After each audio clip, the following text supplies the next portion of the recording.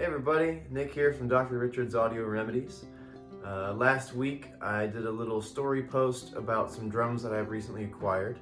As some of you know, my drum teacher and mentor passed away a few months ago, and I was fortunate enough to be given an opportunity to acquire some of his old drums, both of which are 1940s WFL parade drum, field drum marching snares.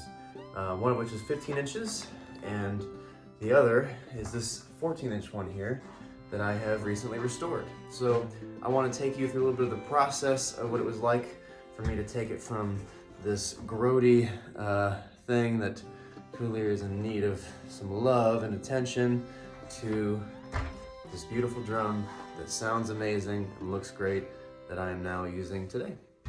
All right, here we go. So far what I've done, I took all of the hardware off and I'm soaking it in a combination of WD-40 and this stuff here, Blaster, which seems to be working quite well. And I tried kind of just rubbing some gunk off the lugs and stuff earlier on, and it seems to work pretty well so far. But you can see they're pretty grimy here, so we're going to polish these up once they're soaked for a while. And then once I got inside here, I took some wood cleaner and I cleaned the inside of the shell. And you can see here some beautiful mahogany, and I'm really excited about that. So there's a few things of concern a little bit. Where the snare wires were, it looks like somebody at one point kind of sanded this down a little bit on either side, which maybe there was a good reason for that. And also, I think it was on the other side of the other bearing edge, there is a crack.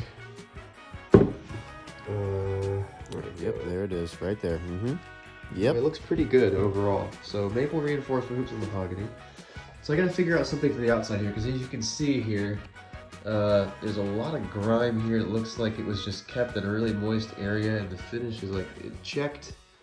The celluloid just it's gross. And so I haven't figured out exactly what I'm gonna do yet, but I'm gonna try to polish the wrap on the outside of here and get a lot of that gunk out and see if we can bring it back to life.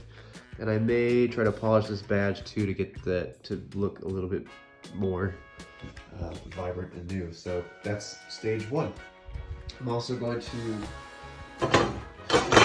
buff out and polish these hoops to get a lot of the oxidation off of them. You know, I could go either way. I kind of dug how they looked previously. You can pretty well see here just how like gross and grimy it is, but I also like there's some charm to that. So I haven't decided yet how fully I'm gonna polish these things up and how. Okay, so I did a quick round of polish here around the shell, so you can still see there's clearly some like moisture damage or something in the finish, but it's kind of cool. You can see the original color here is very vibrant gold, and some of it still survived. There's the WFL badge, Ludwig Drum Company in Chicago. Very nice yellow gold. It was a little orangey before. So I basically took some Meguiar's like super light cut polish and went around the shell to kind of clear it up. So here's like probably the best it gets, and you can see there's like some darker spotting going around, and there's definitely the this real dark stuff going on here. I don't really think there's anything I can do about it, but I'm kind of cool with it being that way. And I think in regards to that as well, you can definitely see the fade where the sunlight really burned through it, or where there was tape on it where it was unexposed, and where the lugs were. So still a very beautiful drum, honestly. So yeah, it's just got some character built in. And with that being the thing, I don't think I'm going to go too crazy on highly polishing the hoops or the lugs. I think I'm going to leave them a little bit satin to keep that kind of original situation. But yeah, coming together really nice. Alright, so now that all these have been cleaned off and scrubbed up, you can see on the inside here, springs are nice and clean, there's no corrosion. It's been a little lubricated, so just a little chewed up and everything, but we have a nice satin finish. And we'll get these put back on the drum. So as I was reapplying lugs here, I noticed that the inside of the shell is pretty dry. So what I've been doing is I just took some lemon oil like you would use to polish your guitar, some fretboard conditioner, And I've just been kind of oiling up the inner ply of this mahogany shell, and you can already see after getting it hydrated, it really looks happy. So I did that with the wood hoops, the reinforcement hoops, as well as the shell and the inner ply there, and it really it seems like it's liking being hydrated. So you can see them. So with a little bit of elbow grease and a Scotch pad, I started scrubbing up this rim here, and I got one done. I'm gonna do one more pass on it, clean it up, make it a little bit brighter, and I just have the other one to do, so my fingers will be tired. Okay, so we got shell all polished up, got that badge polished, looking nice. Lugs are reattached, and the inside of the shell is all oiled up, and that mahogany is looking so good. Got a happy drum here. I'm really excited to finish getting this put together and have it all work. It's a really beautiful drum, and I'm really happy with the way things are turning out so far. And here's kind of a quick side-by-side of the larger drum that I have not worked on yet and the newer one that I have. I got the rims polished up, the lugs polished, the shell polished, got the badge looking good. So the next steps are going to be sourcing a throw-off that fits on there, and it's going to take a 2.5-inch gap between the holes to get it drilled.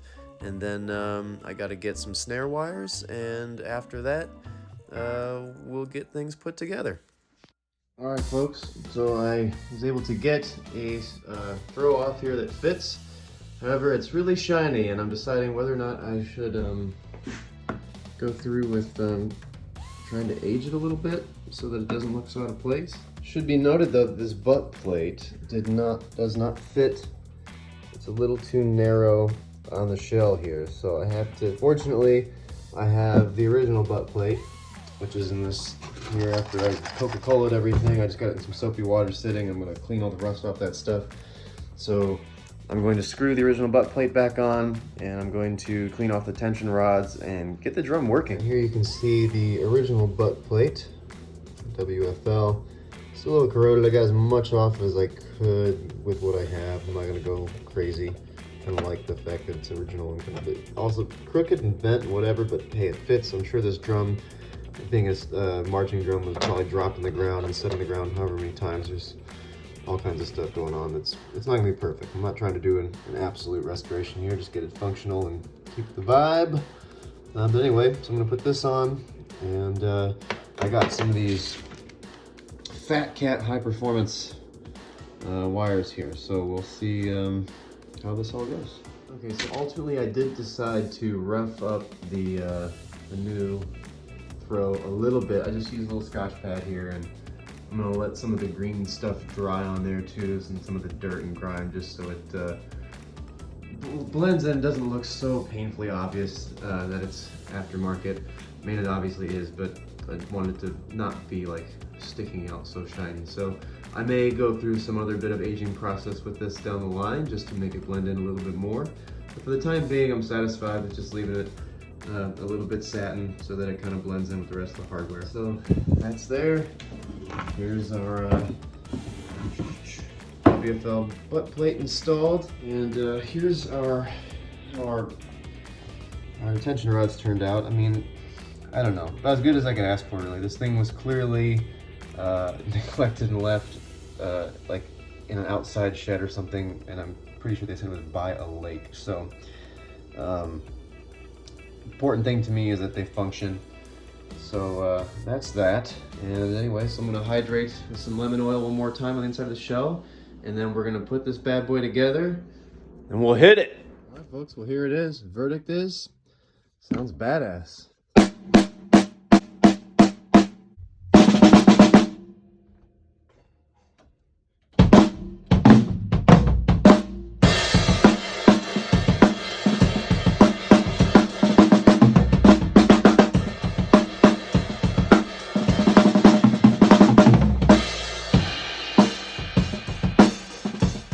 That's it for this drum.